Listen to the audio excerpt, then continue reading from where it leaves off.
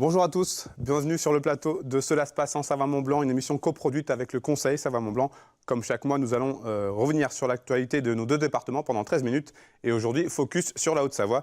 J'ai le plaisir d'accueillir sur ce plateau Marie-Claire Teproguet. Bonjour. Bonjour. Alors, vous êtes conseillère départementale du canton de Gaillard et présidente de la commission Culture et Patrimoine. Une première question, avant toute chose, en quoi elle consiste précisément cette commission? Cette commission Culture et Patrimoine, c'est un ensemble...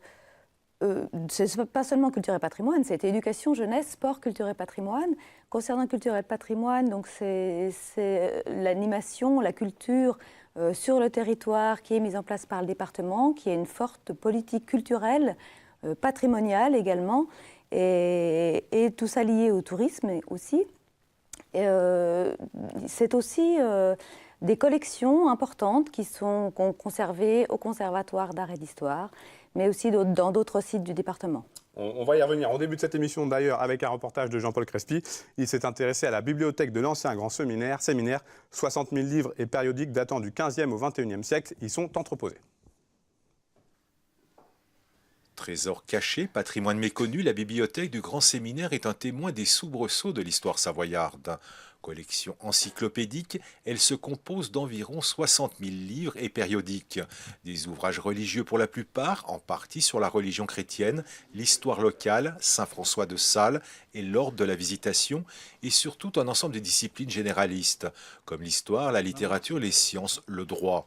Les plus anciens livres posés sur ces rayonnages datent du XVe siècle, dont cette messe du diocèse de Genève, datée de 1491, et ce graduel de Musiège, daté de 1525, un parchemin enluminé dont les majuscules sont ornées de visages. La bibliothèque dispose également d'un fonds d'ouvrages régionaux. Clairement, c'est un pan d'histoire du Grand Séminaire, pour le coup, puisque ça reflète, notamment à travers les fonds qui la constituent, ça reflète l'enseignement aussi qui était véhiculé ici. C'est un lieu où le livre ancien, en quelque sorte, est préservé, et peut rester dans son jus. C'est malheureusement un lieu qui est peut-être sous-exploité au niveau communication, au niveau accessibilité au public. Donc le public peut venir consulter, mais c'est vrai qu'il y a ce problème de la méconnaissance du lieu qui freine vraiment cet usage. La bibliothèque du Grand Séminaire d'Annecy s'est constituée dès la création de l'établissement en 1688. En 1792, les 4084 volumes recensés dans l'inventaire révolutionnaire sont saisis et rejoignent pour partie la bibliothèque publique d'Annecy. À la réouverture du séminaire en 1823, la bibliothèque se réforme et compte environ 15 000 volumes à la mise sous séquestre du séminaire en 1906. Souvent, les bibliothèques patrimoniales, les fonds ont été souvent séparés du lieu même. Beaucoup de bibliothèques municipales sont créées à partir des confiscations révolutionnaires, donc dans d'autres bâtiments.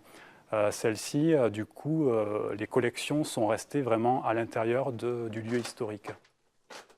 Autre vestige de l'histoire, la bibliothèque est la propriété de la Bourse des pauvres clercs d'Annecy, une fondation liée au diocèse d'Annecy créée en 1675 par Jean d'Arenton d'Alex, alors évêque de Genève-Annecy et fondateur du Grand Séminaire. Elle a été confiée en dépôt au département de Haute-Savoie en 1973, qui en garantit depuis cette date le traitement intellectuel, sa valorisation et son accessibilité au public. J'imagine que vous avez déjà eu la possibilité de visiter cet endroit? Oui, j'ai déjà visité. C'est un endroit vraiment exceptionnel avec des ouvrages dont le plus ancien date de 1471. Donc c'est vraiment une collection extraordinaire et d'autant plus située vraiment à son emplacement d'origine dans l'ancien grand séminaire qui est maintenant le conservatoire. Ce genre d'endroit préservé, ça fait partie du rayonnement du département? Oui, c'est très important. Alors, le département essaye aussi d'ouvrir ses collections au public. Donc, il les ouvre soit sur rendez-vous, parce que ce sont vraiment des œuvres rares et, qui pourraient intéresser des spécialistes. Mais c'est aussi ouvert. C'est une permanence tous les mardis. Et aussi, il y a aussi un site qui répertorie tous ces documents. Le fait justement de rendre ces œuvres consultables sur place ou sur rendez-vous, ça fait partie de la volonté du département d'ouvrir au plus grand nombre l'accès à la culture, au patrimoine? Absolument. Tout comme les archives départementales qui sont aussi ouvertes au public. C'est vraiment important qu'il puisse y avoir cette ouverture pour les faire connaître. Alors, on s'intéresse plus précisément maintenant au Conservatoire d'art et d'histoire du Conseil départemental de Haute-Savoie. Jean-Paul Crespy, encore lui, a pu pénétrer dans un endroit généralement assez confidentiel. Ce sont les réserves des collections. On regarde son reportage et on en discute juste après. Préservées du temps et des aléas climatiques derrière les murs épais de l'ancien grand séminaire, les collections du Fonds départemental de Haute-Savoie sont des témoins privilégiés de l'histoire des territoires savoyards. Des œuvres artistiques et objets ethnographiques dont certaines pièces nous renseignent et racontent l'histoire naturelle et culturelle du département. Au-delà de ce qu'elles nous enseignent de la vie et des comportements des hommes de leur temps, elles posent les premiers jalons d'une histoire alpine de l'art. Les grands axes de cette collection, c'est d'abord la montagne et le massif du Mont-Blanc, puisque le cœur des collections départementales, c'est la collection Paul Paillot, qui était un grand amateur et collectionneur de tout ce qui avait trait à la vallée de Chamonix. Et ensuite, il y a eu diverses acquisitions, des petits fonds et puis des fonds plus importants qui ont renforcé on va dire, l'ancrage territorial de ces collections, avec soit des fonds qui nous ont été donnés ou que le département a acquis auprès de personnes haut-savoyardes ou originaires de la Haute-Savoie, ou bien des collections qui documentent l'histoire sociale du département et puis sa culture. Depuis 1973, date de l'acquisition du bâtiment du Grand Séminaire par le Conseil départemental, les collections se sont enrichies par des acquisitions directes ou par des dons et donations. 62 000 numéros sont aujourd'hui enregistrés à l'inventaire, dont le numéro le plus extraordinaire est ce tableau de Bruegel de velours. Un tableau peint au XVIIe siècle, un chef-d'œuvre de la peinture baroque flamande. Là, on est dans la grande histoire de l'art, puisque c'est vraiment un chef-d'œuvre de la peinture européenne. On est un petit peu dans l'histoire du département, puisque c'est une peinture qui appartenait à un notable local. Et donc, c'est intéressant de voir qu'au XIXe siècle, il y avait quand même, en Haute-Savoie, des gens qui conservaient d'importantes collections chez eux.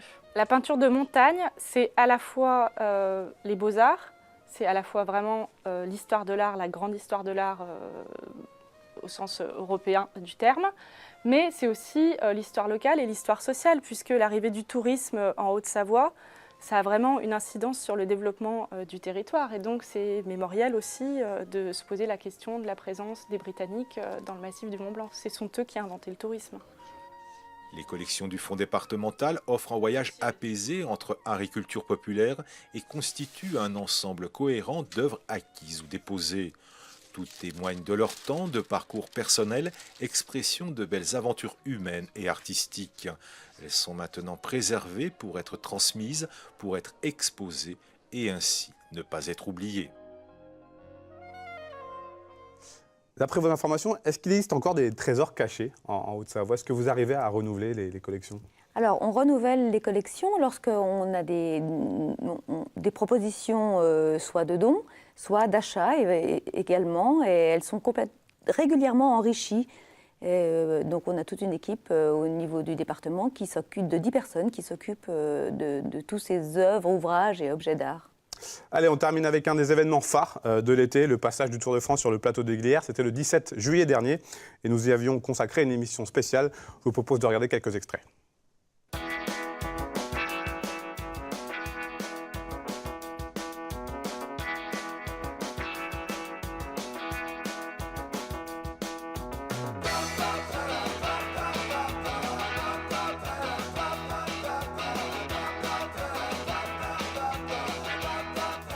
Alors, on sait que vous vous êtes particulièrement battu, particulièrement investi pour obtenir cette étape et ce passage sur ce lieu historique. Pour quelle raison ? Eh bien, je me suis battu avec mes collègues conseillers départementaux parce qu'il me semble que ce plateau des Glières mérite d'être partagé et protégé en même temps. Protégé parce que c'est un site emblématique de la résistance, c'est un site également éminemment agricole avec des alpages, c'est un site lié à l'environnement, de qualité environnementale formidable. Et puis le partager et le protéger, et nous nous étions fixés comme objectif d'offrir aux spectateurs ce site à la condition qu'ils fassent la démarche de venir en transport collectif, de venir en vélo, certains l'ont fait, venir à pied à travers les itinéraires de rando glières que nous organisons pour les scolaires pendant la période pour les collégiens. Voilà, tout ça, ça se mérite.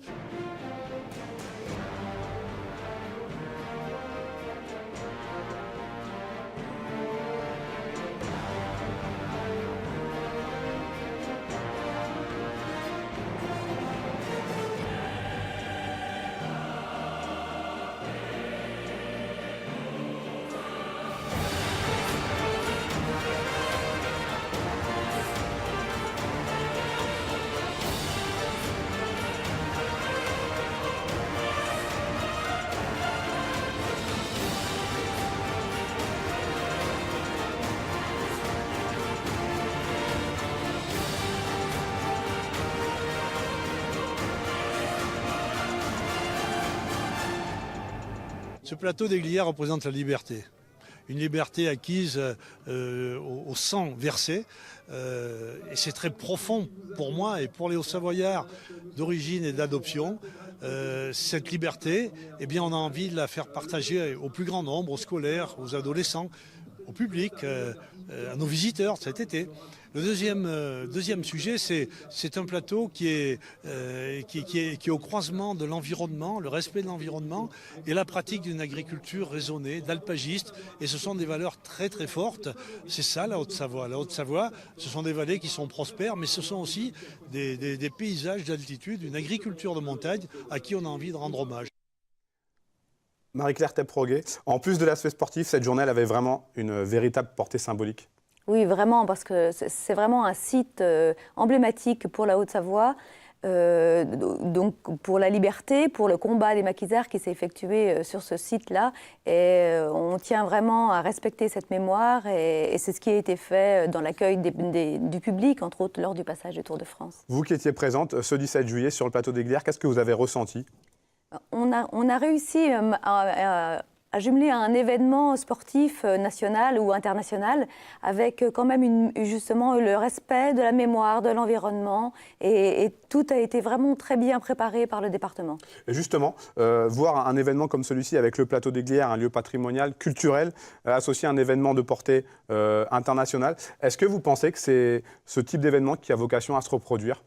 Oui, c'est toute l'importance de ces événements en Haute-Savoie. On en a régulièrement où on mêle la culture et évidemment le sport parce que c'est un monde de sportifs en Haute-Savoie et de sites propices à ça. Et quand on arrive à associer la culture à tout ça, c'est vraiment gagné. Merci beaucoup Marie-Claire Tepproguet de m'avoir accompagnée, d'avoir répondu à mes questions. Merci à toute l'équipe en régie. Prochain rendez-vous avec Cela se passe en Savoie-Mont-Blanc dans un mois pour un numéro consacré à la Savoie. Très bonne fin de soirée. À très bientôt sur nos antennes.